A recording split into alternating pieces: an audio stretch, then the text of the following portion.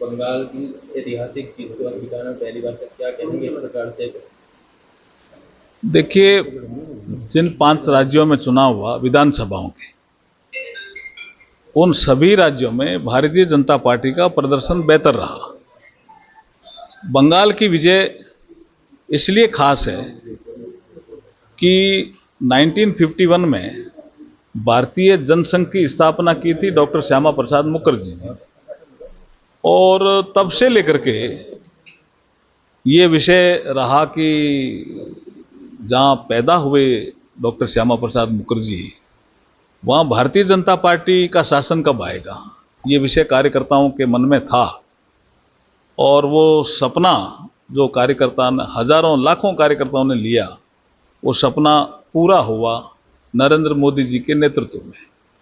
और जब जीत के बाद भारतीय जनता पार्टी मुख्यालय दिल्ली में जो संदेश दिया प्रधानमंत्री नरेंद्र मोदी जी ने, वो भी अपने आप में साफ है। बदला नहीं, बदलाव की भावना से काम करना है। बंगाल को विकसित होना है। जब भारत विकसित हो रहा है तो बंगाल पीछे नहीं रह सकता। ये भावना प्रकट की थी नरेंद्र मोदी जी ने। उस दिशा में ही अब आगे काम बढ़ेगा बंगाल में। तो जिस तरीके से हिंसा हो रही है और प्रधानमंत्री जी का संदेश साफ था। और उसी ममता जी तो एक इस्तीफा भी नहीं दे रही है। एक नया, मुझे लगता है कि 1952 से जब से चुनाव हो रहा है तब एक नया चैप्टर शुरू किया उन्होंने। देखिए, संविधान के तहत कुछ चीजें लिखी भी रहती है, कुछ परंपराएं विकसित हो जाती है, और ये तो परंपरा थी ना, शुरू से ही थी। अभी क्या नई चीज कह रहे हैं हम? जब अब कोई लोग पूछ रहे हैं क्या ममता जी इस्तीफा नहीं देगी तो क्या होगा, तो संविधान में प्रावधान है, उसके अनुसार होगा। बीजेपी गवर्नमेंट आई है, किस प्रकार से बंगाल के अंदर ऐसे फर्जी वोटर्स भी भोग सकते हैं, क्या ऐसे वापस से एनआरसी करवाई जाएगी? तो बांग्लादेश देखिए एसआईआर की प्रक्रिया हुई, और जो मतदाता बनने के योग्यता नहीं रखते थे उनके नाम कटे।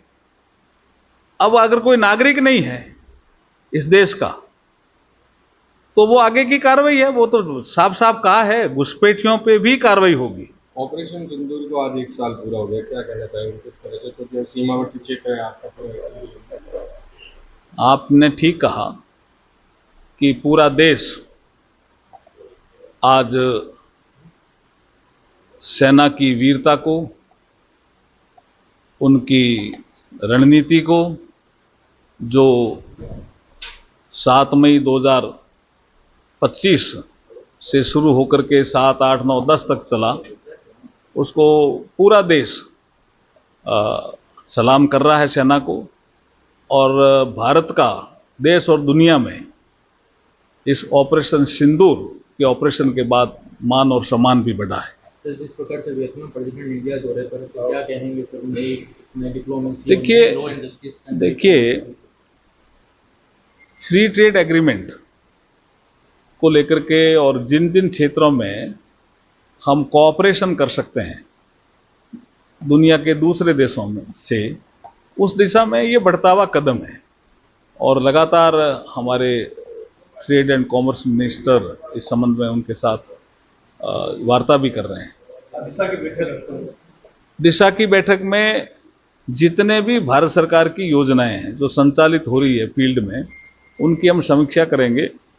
और एक और भी कुछ नवाचार से जुड़े हुए हम वहाँ चर्चा करेंगे। लेकिन बड़ा विषय में लेने वाला हूँ बीकानेर की ट्रैफिक व्यवस्था को लेकर के। वो सीधा नहीं जुड़ा हुआ है, लेकिन ट्रैफिक मैनेजमेंट कैसे करें हम, वो विषय भी हम आज की दिशा की बैठक में लेने वाले हैं। राहुल गांधी जी ने फिर ये कहा है कि पहले भी चोरी हुई है वोट की, और एक बार फिर वोट की चोरी। ये तो अब लोकसभा में भी चर्चा हो गई, राज्यसभा में भी चर्चा हो गई, उनकी पोल भी खुल गई। अब वो कवर अप कर रहे हैं कई चीजों को। हमने उस समय भी कहा था लोकसभा में, वोट चोरी सबसे पहले किसने की?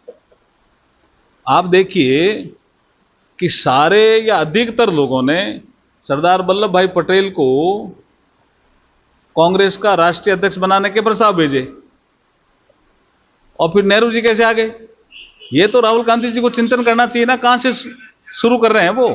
और ये सब लोकसभा में बहस का हिस्सा था, और हमने तो बाबा साहब B.R. अम्बेडकर साहब का उदाहरण देकर के कहा, 52वां चुनाव कांग्रेस ने हराया बाबा साहब को, और 74,333 मत जो खारिज हुए, वो वोट चोरी वाला मामला था। सर, ऑपरेशन सिंदूर से एक सवाल है कि पाकिस्तान एक नैरेटिव चला रहा है कि जो हमला हुआ था वो नमाज के वक्त किया गया था, क्या कहेंगे? देखिए, ये सब चीजें पहले आ चुकी है, और ऑपरेशन सिंदूर के कारण देश और दुनिया में भारत का मान और सम्मान बढ़ा है।